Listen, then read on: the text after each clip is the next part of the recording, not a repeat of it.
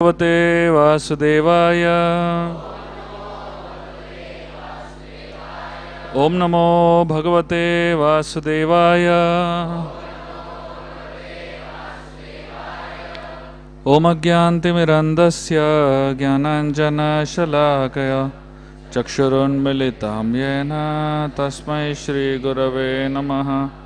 Shri Chaitanya Manobishtam Stapitam Yena Bhutale Swayam Rupa Kadamayam Dadati Swapadantikam Vandeham Shri Guru Chiyutaha Padakamalam Shri Gurun Vaishnavamscha Shri Rupam Sagrachatam Sahagana Raghunatam Vitam Tam Sajivam Sadvaitam Savadutam Parijana Sahitam Krishna Chaitanya Devam Shri Radha Krishna Padan Sahagana Lalita Shri Vishakhan Vitamscha He Krishna Karuna Sindhu Dinabandhu Jagatpate Gopesha Gopika Kanta Radha Kanta Namostute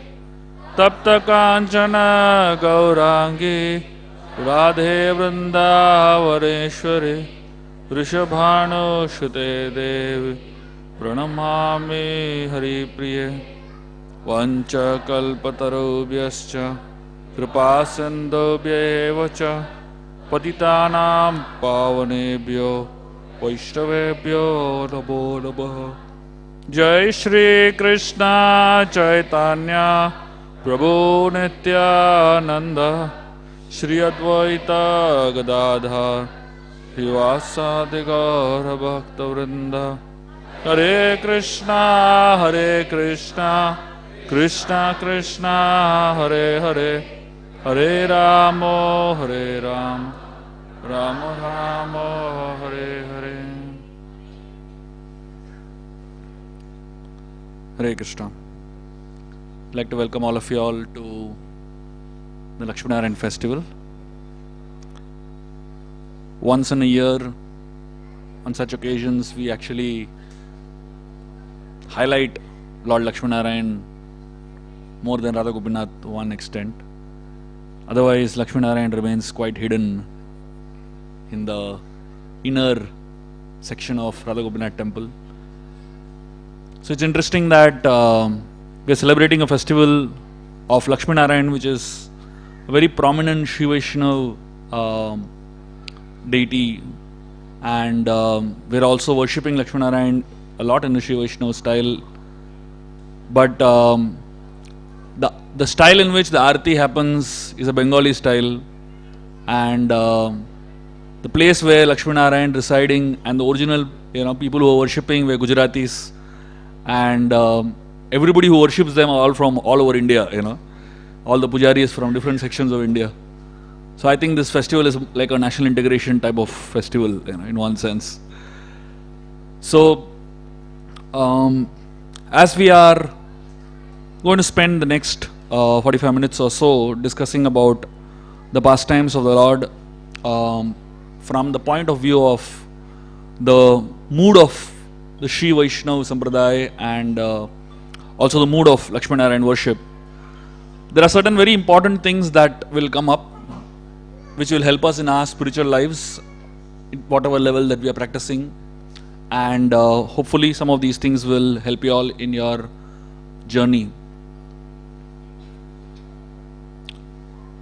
Long back, Ramanuja, who is the founder of the Shri Sampradaya, he went to Jagannath Puri. Jagannath Puri, I'm sure all of you all know, in Orissa. It's a very mystical place. And the worship over there is very different from the worship in South India. So in Jagannath Puri, there is only one system. The system is that there is no system. Absolutely nothing works according to systems in Jagannath Puri. And the pujaris, they serve Jagannath in the way they want. Freestyle, And nobody can question them. So one time Ramanujacharya, who was the head of the Sri Sampradaya and who created meticulous systems of worship in Sri Sampradaya. I mean, if you study the systems that Ramanujacharya created in Srirangam, it's unbelievable.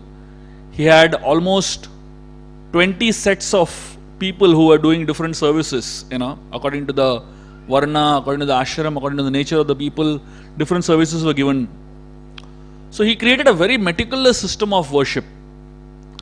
So now when the same personality, Ramanujacharya, went to Orissa in Jagannath Puri, he found something very weird over there. Jagannath wakes up at any time, he goes to sleep at any time. One time I was in Jagannath Puri at 12 o'clock in the night. And at 12 o'clock in the night also, Jagannath has not gone to sleep. People are waiting in line to have darshan of Jagannath. And outside the temple of Jagannath, the altar is closed because some bhoga was being offered. Jagannath eats at 11 o'clock, 12 o'clock in the night also. He can adjust to Bombay lifestyle a lot, I guess. So when inside bhoga was going on and the altar was closed, and the pujaris were sitting outside, and guess what they were doing? They were sleeping. So it is quite shocking for me, because after seeing the standard of worship of deities, what we are used to. So Ramanujacharya got such a shock when he went over there. God knows what the pujaris were doing that time. So he decided, now I'm going to revamp everything. The whole Jagannath Puri will be revamped according to Shiva Vaishnava style. And he said, this style, this, he had a whole system arranged. And decided that he went to sleep in the night. Next day morning, he thought he will start implementing the system. Next day morning, when he got up, he found himself in Andhra Pradesh. Straight transported. Jagannath sent him, overnight. I don't know what flight he sent him by. I don't know if Jet Airways was there or, whatever flights were there at that point of time. But when Ramanujacharya got up the next day morning, he was not in Puri. He was in South India. And then Jagannath came to him in a vision and told him, don't interfere with my pujari style of worship. I like that style. So the first thing that we learn from the whole episode of Ramanujacharya is that there is a relationship between Krishna, between the Lord and his devotees. And what exactly the relationship is, you and me can't understand. Yes, when it comes to an organization, we need to have certain standards of worship and all that. But beyond the standards of worship, there is also a very personal touch to the worship. So what may be acceptable to us or what may not be acceptable to us need not necessarily be the right or the wrong way. So the first thing we learn is that we don't judge the devotees for what they do and what they don't do. At our level, we try our best, but then we realize that there are many factors that are beyond us in controlling. So if you go to Laxmi Narayan temple and you see some different things happening, don't worry, you can relax. There is a certain dealings that is going on between Laxmi Narayan and the devotees of Laxmi Narayan, and things will get set according to that mood. One time when Ramanuja, he was walking in Srirangam, there was a procession of the Lord which was going on. Generally in South Indian temples, almost every day they have processions where the Archa Vigraha is taken on a palki and across the town, across the city, wherever the deities reside. So there was a procession of Ranganath which was going around the city of Srirangam, and Ramanuja was a part of the procession. He was participating in the procession, and there were thousands of people, and what Ramanuja saw during the procession was something very shocking. He saw that on the other side of the procession, on the other side of the road, there was a man who was very well built, hefty looking man with an umbrella over his head, and he was holding the umbrella over the head of one very beautiful lady. And he was just staring at that lady constantly. And here a procession is going on, horses, elephants, drums being beaten, brahmanas chanting mantras, puja going on the, a palki, so many things going on, and this guy is completely oblivious to the whole thing and doing something else only. Like Just imagine, down Abhishek is going on and big festival is going on, Kirtan is going on, and in some corner one boy and girl are doing some funny things, It's quite stupid. So Ramanuja said, go and call that person and ask him to participate in the festival. So some of the devotees, disciples of Ramanuja went to that person. That person's name was Kure. His name was Dhanurdas. And they told him that Ramanuja wants to talk to you. Dhanurdas said, tell him I am too busy. I don't have time now. I am looking at the most wonderful thing in creation, This man, the disciples of Ramanuja went and told him, Ramanujacharya personally left that procession and came to this man to find out what's wrong, He said, can't you understand? The procession of the Lord is going on, and in the midst of the procession, why are you staring at this lady? This man, Dhanurdas, he said, I am the worshipper of beauty. And he said, I have seen the most beautiful thing in the entire creation, the eyes of this girl. I am so attracted and mesmerized by the eyes of this girl that I cannot see anything else in this world except this. Ramanujacharya, he was a preacher. So he asked him, because he understood what it requires to preach to such a person. When somebody talks about beauty, what they're actually talking about is, they are actually wanting to be absorbed in something very high. And here, this man was attracted to mundane beauty. So Ramanujacharya told him, if you are interested in beauty, and if I show you something more beautiful than the eyes of this girl, will you forget her? He said, any time. But I can assure you, there is nothing more beautiful than the eyes of this girl. I have done my research. Dhanurdas seems to have quite an experienced person. He did quite some research. And he told Ramanujacharya, if you show me something more beautiful than the eyes of this girl, I am ready to do anything you say. Ramanujacharya told him, next day morning, you come at this particular time to the temple of Ranganath, I'll show you. And then the next day morning, Dhanurdas sincerely went to the temple of Ranganath and waited outside. Ramanujacharya personally took him into the altar. And if you understand the South Indian temples, there is no light. In Laxmi Narayan temple also, there is no light, Following the same tradition. Of course, this is a different setup basically, but in whatever it is, there is no light in the temple. And the deities are all black. Most of the deities in South India are all black. So when Dhanurdas went into the temple, he couldn't see anything because the walls were black, there was no light at all, and the deities were also black. Ramanujacharya said, just stand over here and wait, observe. And the pujari, he started doing arti of the deities. And he was offering the ghee lamp. The fire was burning, and the pujari started offering the fire at the feet of the Lord, and slowly he came to the eyes of the Lord. And as soon as the pujari reached the eyes of the Lord, the fire was glowing and the eyes of the Lord were visible. Ramanujacharya said, now look. And Dhanurdas, when he saw the eyes of the Lord, he literally fainted. Because the beauty in the eyes of the Lord was something that he had never ever noticed before in his life. Dhanurdas was a resident of Srirangam. It's not that he had never come to have darshan of Ranganath before. He had come many times before. But why didn't he notice the beauty of the eyes of the Lord?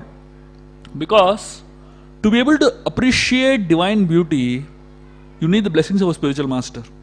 You need the grace of a pure devotee of the Lord. And when Ramanujacharya actually pointed out to Dhanurdas the eyes of the Lord, along with just pointing out to the eyes, he also gave him the divine vision to be able to behold the beauty in the eyes of the Lord. So, what we really understand is Dhanurdas, he was searching for something higher. And Ramanujacharya gave him that taste.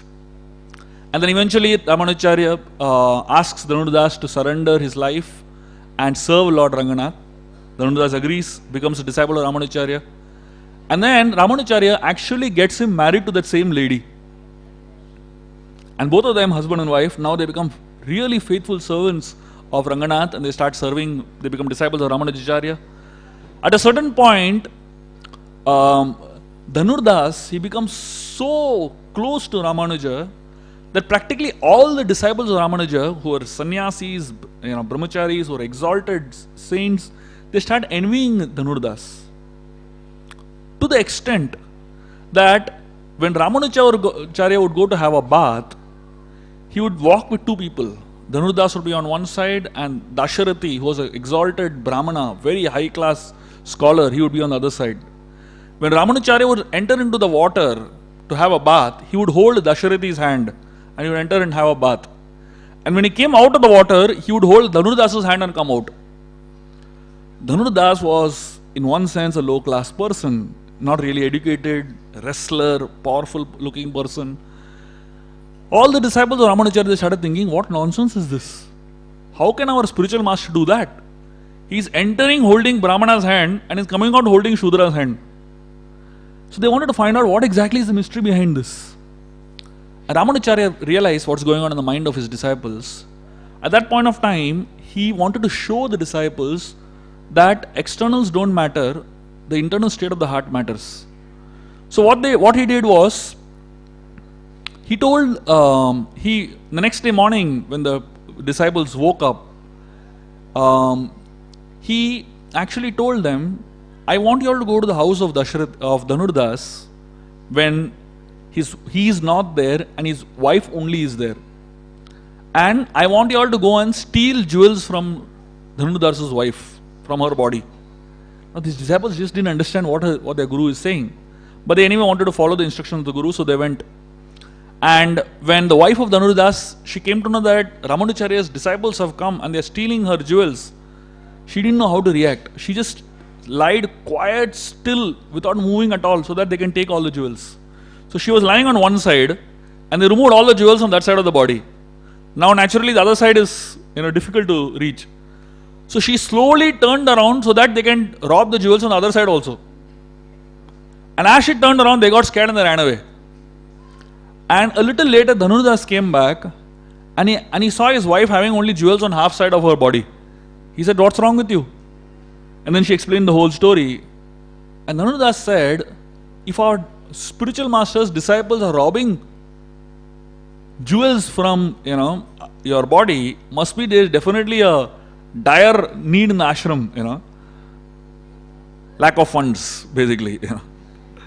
And essentially what Dhanurdas said, he started chastising her. He said, you fool, you should have been more careful. You should have allowed them to take all the jewels. And anyway, life went on. Ramanujacharya actually had told his disciples to go and peep and see what these people are discussing. When the disciples heard what Dhanurdas and his wife were discussing about the jewels, they were completely shocked. Because one day before, what Ramanujacharya had done, he had played a trick on the disciples. What he had done was, when the disciples were sleeping, early in the morning, Ramanujacharya went and tore off all their kopins and all their dhotis, And the next day morning, when they went to the rope lines to get their dhoti and kopin, they saw everything was torn. They started blaming each other, they started shouting at each other, and there was a fight over there. And then Ramanujacharya told them through this story, just look at the difference between you and Dhanurdas. Dhanurdas is a grahastha, family man, having jewel, having money, having wealth, and you are supposed to be sannyasis, brahmacharis, having nothing literally. But when your kopin and your garments are torn, you get so worried and so anxious, fighting with each other. And here Dhanurdas, he's lost his jewels actually, which is really valuable, and he is in such a detached spirit. Essentially, look at the difference between from where he was and where he has come to. He was a person who was attached to mundane beauty, mundane wealth. And from there he has come to a situation where he is attached to divine beauty and is attached to divine wealth of serving a spiritual master. So essentially, a person who is following the principles of devotion, bhakti, he becomes automatically wealthy. And therefore, there is a very beautiful verse in the Niti Shastra which talks about what is the real ornament of a human being. This verse says, Narasya abharanam rupam. The ornament of a human is beauty, rupa. So today's society, everybody emphasizes this beauty. That means if a person is best among humans, who is he? He is supposed to be the most beautiful person. Therefore, we have Mr. Universe and Miss Universe. They are not people who are intelligent, they are not people who are, having high character, they are people who are having good mundane beauty. So that means you categorize a person as Mr. Universe or Miss Universe or whatever by external beauty. This verse, this is the first sentence of this verse. Narasya abharanam rupam. The verse goes on further which says, Rupasya avaranam gunam. The ornament of a human is beauty. The ornament of beauty of a person who is beautiful is guna. That means he should have good qualities. And then it goes on to say, Gunasya abharanam jnanam. That means the beauty of somebody who has good qualities is knowledge. That person should be knowledgeable. It's not just enough to have mundane external beauty. It is important to have good qualities. It is not just enough to have good qualities, you also should have knowledge. And jnanasya abharanam shama. And it's not just enough to have knowledge, you should also have the ability to forgive others for their mistakes. Jnanasya abharanam shama. So look at Dhanurdas, from being attracted to mundane rupa, he has reached a stage of shama. That actually shows what a person can grow to when he actually embraces the path of pure devotional service. External beauty is not really important at all. There is a very interesting section in the Ramayana which is called as Sundarakand. And if you observe the Sundarakand, if you study the Sundarakand, what is Sundar in the Sundarakand? Who is the Sundar in the Sundarakand? Many people say the Sundar in the Sundarakand is Lord Ram, because there is a description of beauty of Lord Ram in that episode. Then there are some people who say that the Sundar in the Sundarakand is Mother Sita, because there is also a description of Sita's beauty in the Sundarakand. It also talks about Sita's good qualities in the Sundarakand. Therefore, but many acharyas say that the person who is actually Sundar in the Sundarakand is Hanumanji. But if you look at Hanumanji, on an external spirit, he is a monkey. Now, how beautiful can a monkey be? You take the most beautiful monkey in the world and you look at the beauty of that monkey, how much inspired will you be, to make him the Mr. Universe or give him some, really important title of beauty? Not really much. Hanumanji, what is the real beauty of Hanumanji? When Hanuman reaches Ashok Vatika, Hanuman, he takes a very small form. He takes a very tiny form and he hides behind a leaf. And Mother Sita is under the tree and Hanuman is on top of the same tree hiding behind a small leaf. And Sita is almost on the verge of committing suicide. Hanuman starts narrating the Ramayana to Mother Sita. And so he narrates the glory of Lord Ram. So Sita can't see him, but she can hear him. This is the mood of a good narrator. A good narrator is one who wants to be heard but does not want to be seen. So Hanumanji, he speaks Ram Katha, he speaks about the glories of Lord Ram, and at a certain point, Sita becomes so enthusiastic. She hears Ram Katha, glories of Lord Ram, and she becomes so inspired that she wants to see who the speaker is. She wants to see who the person is, speaking so wonderfully. This is the quality of a good speaker. That means he is not interested in trying to project himself, but he wants to glorify the Lord, show the beauty of the Lord so much that just by hearing the description of the beauty of the Lord, people want to look at who that fellow is. So when Mother Sita wanted to see who Hanumanji is, who the narrator is, Hanuman jumps down and she looks at him. He has taken a very small form. And as soon as Sita sees Hanuman, she turns her face away from him. She gets scared and she turns her face away. At a much later point in the Ramayana, Sita asks Hanuman about this episode. She says, the first time you came in front of me, I turned my back towards you. I turned my face away from you. Did you mind what I did? Did you feel bad that I turned my face away from you? Suppose somebody comes and looks at you, is talking to you, and you turn that side and you talk, or you're chatting on the mobile or something like that. It feels bad, right? So Sita is genuinely asking Hanumanji, did you feel bad that I turned away from you? Hanumanji said, what you did is right. He said, what was worth hearing you heard, the speaker is not important. So you don't really need to see me, you know. And therefore, speaker is not worth looking at. You didn't look, that's fine. So Hanumanji, at a certain point, as he was speaking to Mother Sita, so Sita asks Hanumanji, are all the monkeys of Lord Ram's army as small as you? Because the hope that Sita can be rescued is if all the monkeys help Ram to... And look, this monkey is like really tiny in size. So she gets bewildered. How will Ram rescue her with such small monkeys, you know? And then Hanumanji becomes really big in size and shows her, you know, what his Vikata Rupa is, what his huge form is. And then Sita asks Hanumanji that she gets confused. She asks Hanumanji, you're becoming small, you're becoming big, you're changing size like anything. What is your actual size? Naturally, you know, size changes, keeps changing of a person, you know. You wonder, what is your actual size? Sometimes people have problem in, you know, size of the pant because the size changes so badly, so fast, you know. You can't decide what is exactly your pant size, you know. So Hanumanji kept changing his size. So Sita asked him, tell me what is your exact size? What is your actual size? So Hanumanji said, my dear mother, my size is small only. That is my actual size. But when it comes to serve the Lord, I can take any size. For the service of the Lord, I can assume any size. And that's what a good devotee is.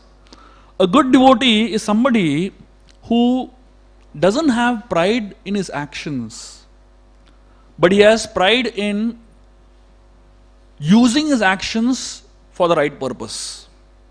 So Hanumanji, by becoming big, he was not proud of the big size. He knew that he is actually small only. That is his original size. He was happy to be small only. But when it comes to the Lord's service, when there is an important engagement, he doesn't mind becoming big also. So Hanumanji doesn't exhibit false humility. I am always small. I will always remain small only. No problem if Ram's service doesn't happen, but I want to remain humble. You know. So Hanumanji is happy to become big if the need is there. And if there is no need, he is happy to remain small. That's what he is trying to tell Mother Sita.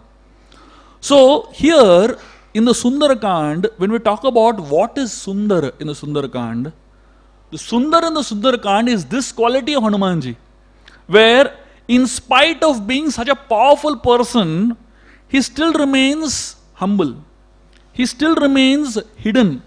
He still remains completely focused on his goal, on his service, and not really interested in showing himself off.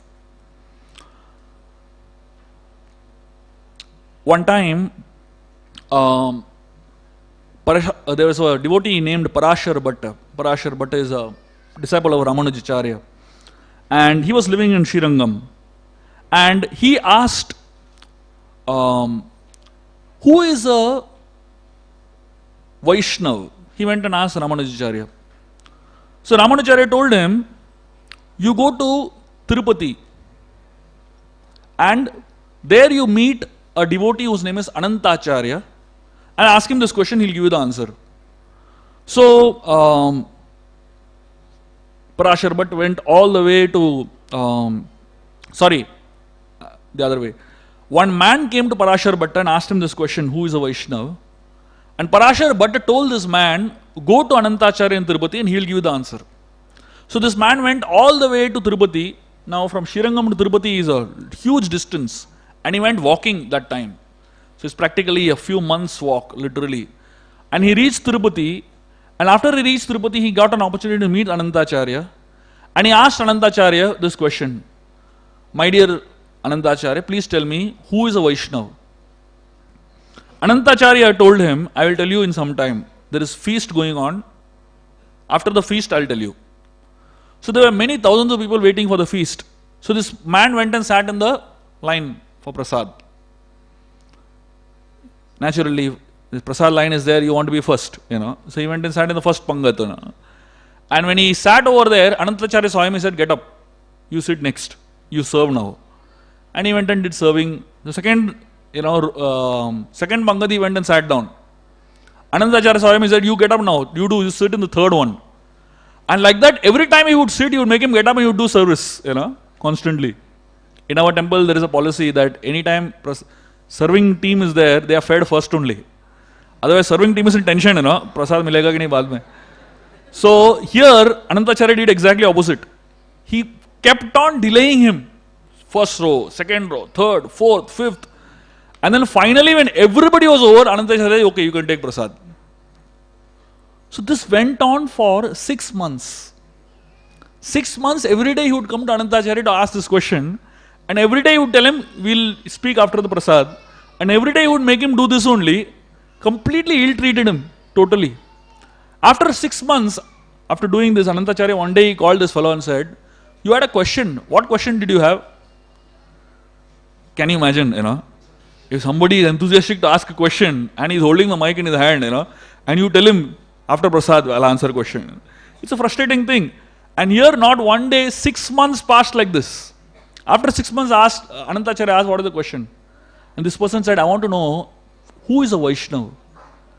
And Anantacharya, he replied in 4 words. He said, a Vaishnava is like a crane, a Vaishnava is like a cock, a Vaishnava is like salt, and a Vaishnava is like you. And he walked away. This man was confused. What is the meaning of this? 6 months I waited, and this person says he's a crane, he's a cock, he's a salt, and he is you. He was totally confused. He went to Anantacharya and said, please tell me something more. He said, go to Parashar Bhatt who sent you here, he will tell you. This man went all the way back from Tirupati to Srirangam, and he said, I am totally confused who this Anantacharya is and why he made me do all these things. He said, what is the meaning of these 4 things?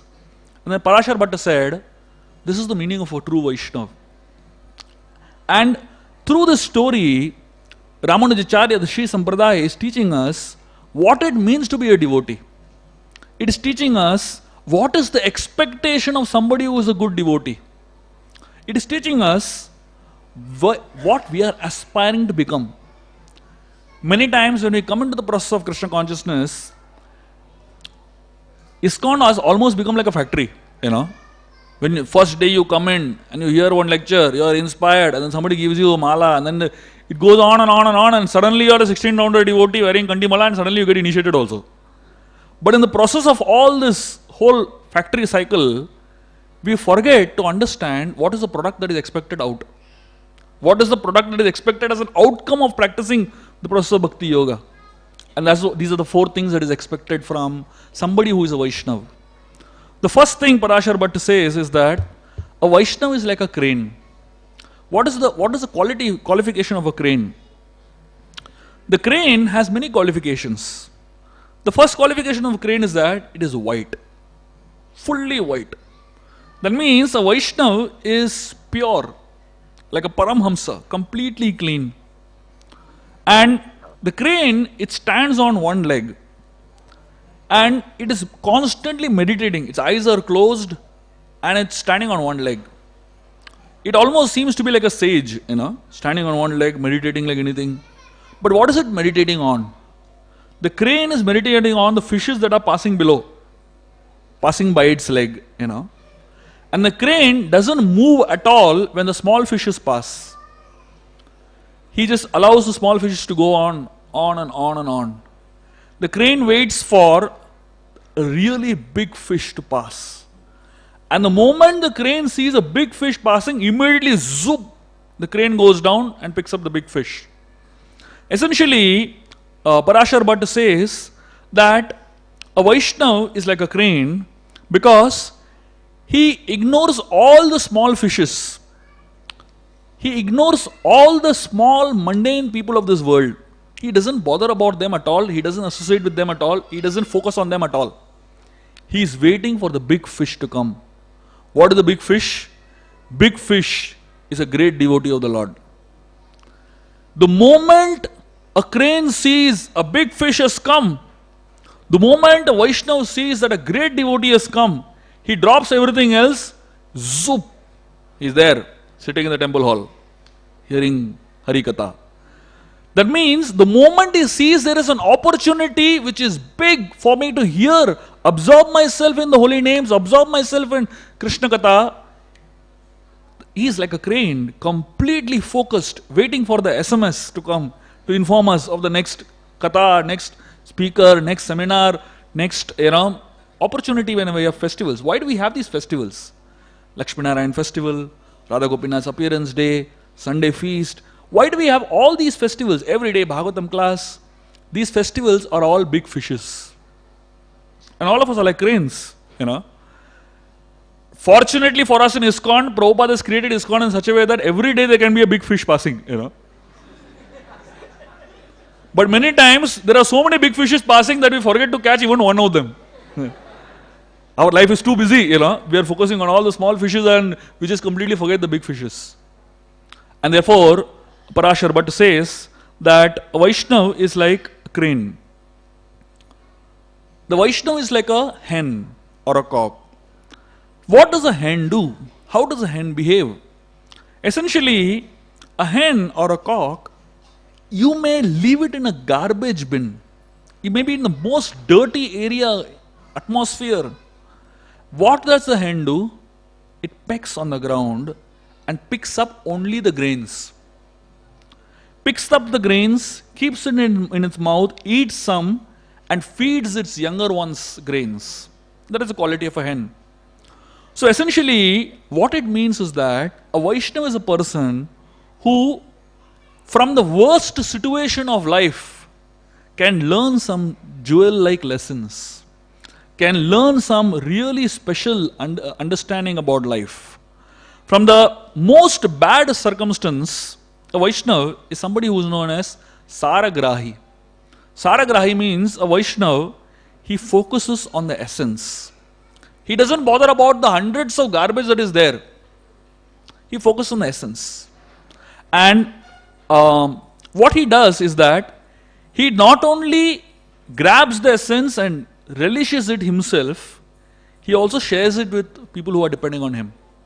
He also is happy to share that knowledge with people who are new in the movement, who are wanting to learn, wanting to nourish themselves. That is the quality of a hen. Parashar Bhatt says that a Vaishnava is like salt. What is the meaning of salt? That means the quality of salt is that when the salt is present in the food tastes perfect. But if there's too less salt, you can immediately notice. If there's too much salt, you can immediately notice. But when the salt is perfect, you never acknowledge it. Nobody ever says, today salt was perfect. When salt is too much, they say, "Arey, namak zyada tha." And too less, you say, "Namak kam tha." But you never ever say when the salt is perfect. Salt was perfect today. Never happens. So Vaishnava is like salt. You cannot see him. That means he adds flavor to life. When a Vaishnava is present in our life, the Vaishnava doesn't show himself too much. He is not trying to overpower your life. He is there in your life and adds flavor to your life. But at the same time, a Vaishnava is not interested in showing himself too much. He adds flavor very sweetly. That means a Vaishnava does not focus on himself. He focuses on adding sweetness in other people's lives. He dissolves himself to add sweetness in other people's lives. And then finally, Parashar Bhatt said, a Vaishnava is like you. What is the meaning of Vaishnava is like you? That means Anantacharya for 6 months continuously he insulted this man. 6 months continuously he tested him, tested his tolerance to the limit. And in spite of being tested so much, in spite of being insulted so much, in spite of being put into so much inconvenience, this man never complained. He remained humble. He remained very focused. And he remained completely absorbed in something higher because he had a desperate inquiry. Essentially, what does that mean? It means that a Vaishnava is one who follows this higher principle of Trinadapi Sunichena, Tarorapi Sahishnunam, Amanina Manadena, Kirtaniya Sadahari. That means a Vaishnava is one who is interested in not focusing on his inconveniences, tolerating all the dualities, all the problems that come into his life, tolerating the complex people that come into his life, and tolerating the bad situations that come into his life. And in spite of all that, he continues remaining humble, and he focuses on giving respect to others and expecting nothing in return. That's what a true Vaishnava is. So after he heard these four things, this man, he got the answer to his question. Who is a Vaishnava? The reason why I am telling you these stories today is because we need to understand that in addition to worshipping the deities, worshipping the Lord, more important than worshipping the Lord is worshipping the devotee. In understanding how to deal with the devotee. And therefore, no worship, or rather no festival is completed till we celebrate the existence of devotees in our lives. No celebration is completed, no festival is completed till we understand that the essence of the festival is also an opportunity for us to serve the devotees along with serving the Lord. Most of the times we are enthusiastic about serving the Lord, but we don't show that much enthusiasm about serving the devotees of the Lord. And therefore, here is a story that really tells us, from the Lord's point of view, what is important. There is a place in South India which is known as Kanchipuram. And in Kanchipuram, there was a very exalted person, very simple man. And this person was illiterate, but he was a great devotee of the Lord. And he was very much attached to another exalted devotee whose name was Kanchipurna. So Kanchipurna was a very special person because he was a direct pujari of Varadaraj in Kanchipuram. And not just that, he would converse with Varadaraj, he would discuss. So Varadaraj would ask him questions, he would answer, and they were like, very close to each other. All day long, Kanchipurna would be waving the chamar in Varadaraj's temple and hearing and discussing with Varadaraj and serving Varadaraj.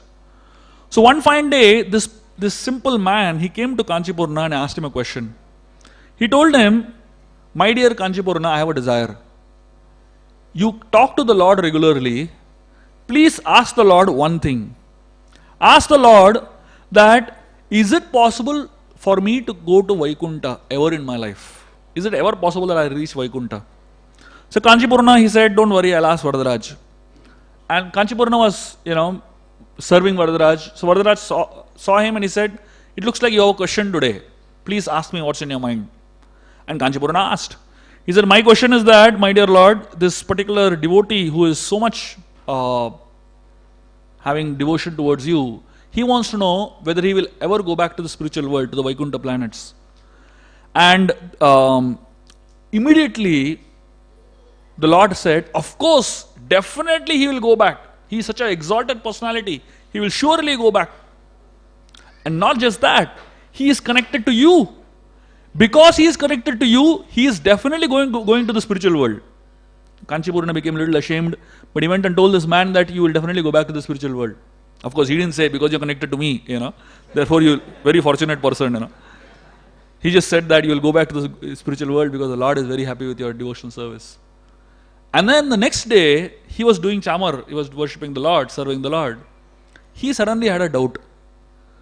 So something was going on in his mind and the Lord could see it. The Lord said, "You have a question in your mind. Ask what you have in your heart. Please clarify." And Kanchipurna, very hesitatingly, he said, "My dear Lord, will I also go back to the spiritual world? You told that he will go and everybody else is going, but what about me? Will I go back to the spiritual world?" The Lord looked at him and he said that, "I am sorry to say, you will not go back to the spiritual world." Kanchipurna became completely bewildered. He said, "My dear Lord, why do you say that? What have I done wrong?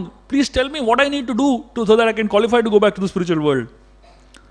So Varadaraj, he told Kanchipurna that you're fanning me, you're doing such wonderful service to me, and in reciprocation I'm talking to you. So you're doing something for me and I'm doing something for you, that's all.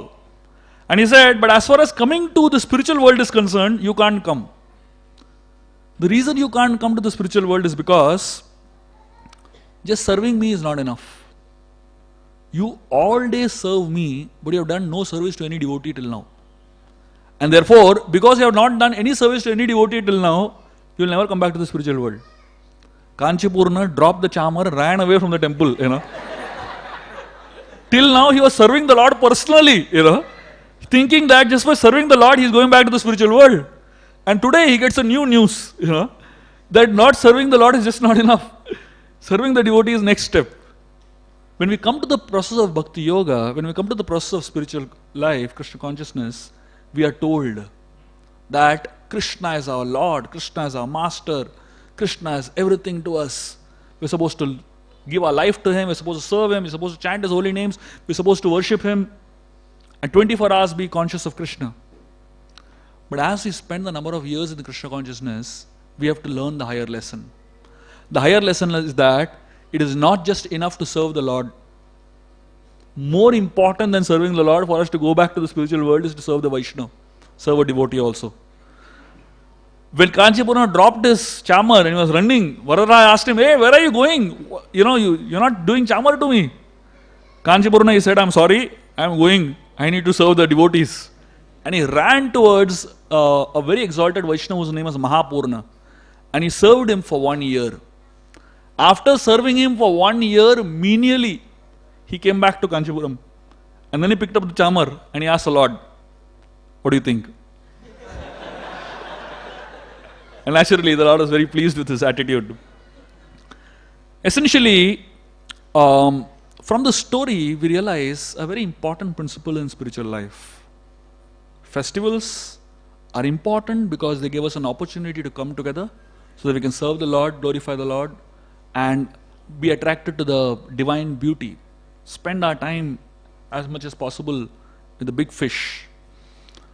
But in addition to that, we also have to understand that festivals are an opportunity where we can come and actually serve each other, serve the devotees. And in the process of trying to serve the devotees, we actually end up pleasing the Lord more.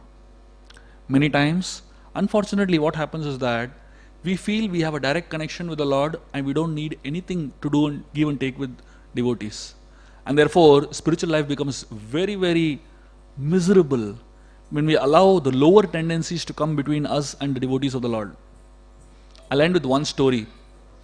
There was a very exalted person who was the head pujari of the Srirangam temple. Being a head pujari of Srirangam temple is a very, very big thing. And though he was the head pujari of Srirangam temple, somehow he had some anarthas in his heart, some bad qualities in his heart. And when Ramanujacharya, he was much younger to this man. When Ramanujacharya was appointed as the head of the entire Srirangam temple, this man really got upset. The head pujari really got upset. And he got upset to such an extent that he actually became envious of Ramanujacharya's success. He became envious of Ramanujacharya's glory and fame. And he decided that he's going to kill Ramanujacharya. He invited Ramanujacharya home for prasad. And he told his wife to mix poison in that prasad. And he told his wife that he should feed Ramanujacharya. He had some other service that came up, so he couldn't be there at his home. Ramanujacharya came and his wife began to serve. And as the wife began to serve food on Ramanujacharya's plate, her hands were shivering, literally, because she knew Ramanujacharya is such an exalted person. But in spite of that, she was trying to serve him poison. Her hands were shivering, literally. At a certain point, she couldn't handle it and she told Ramanujacharya, "Don't eat this, this is poison." Ramanujacharya, he was shocked completely. He got up and he just walked away. But he was very, very hurt, thinking that how can a Vaishnava want to kill another Vaishnava? Want to destroy another Vaishnava? And then eventually, at a certain point, this pujari, he realized that that first plan had flopped. He decided he'll do something again. Ramanujacharya went to have darshan of Ranganath, the deities. When he went to have darshan Ranganath, this pujari was standing with a charanamrit vessel. And in the charanamrit of the Lord, he mixed poison. Can you imagine, to what extent envy can go? In the charanamrit of the Lord, he mixed poison. And he waited for Ramanujacharya to come. And when Ramanujacharya came, he extended his hand. And this pujari, he was serving charanamrit to Ramanujacharya. He was in great fear, and naturally if he gets caught and all that. But Ramanujacharya knew what was there in the charanamrit. He actually offered mentally, he offered a prayer and he drank the charanamrit. As soon as Ramanujacharya drank the charanamrit, the poison was so intensely heavy that immediately the pujari knew something was going to happen. And Ramanujacharya started sweating, his limbs started trembling, practically every hair on his body was standing on its end. This man was thinking that this is the symptoms of his death. Ramanujacharya turned around and he was walking away. And that's when this pujari realized these symptoms that he saw were not the symptoms of the poison acting, but they were symptoms of ecstasy. Ramanujacharya drank Charanamrit which was filled with poison, but the poison didn't act on him at all. Because he carried no hatred towards this pujari in his heart, and he actually considered this to be Charanamrit of the Lord, it's completely pure, and the Charanamrit didn't act on him negatively. Of course, from a higher point of view, we see Ramanujacharya is Anantashesh.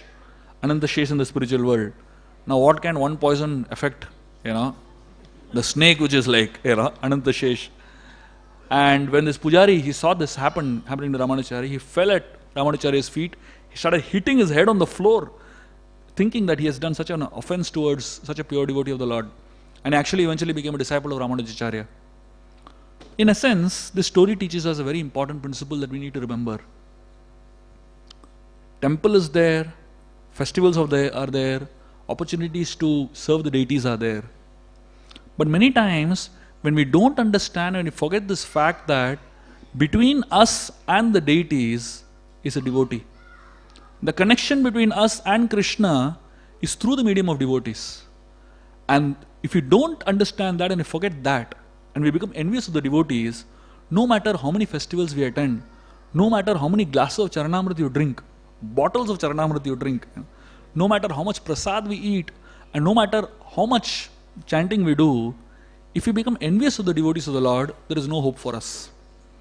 And therefore, the understanding that we need to carry in our heart is that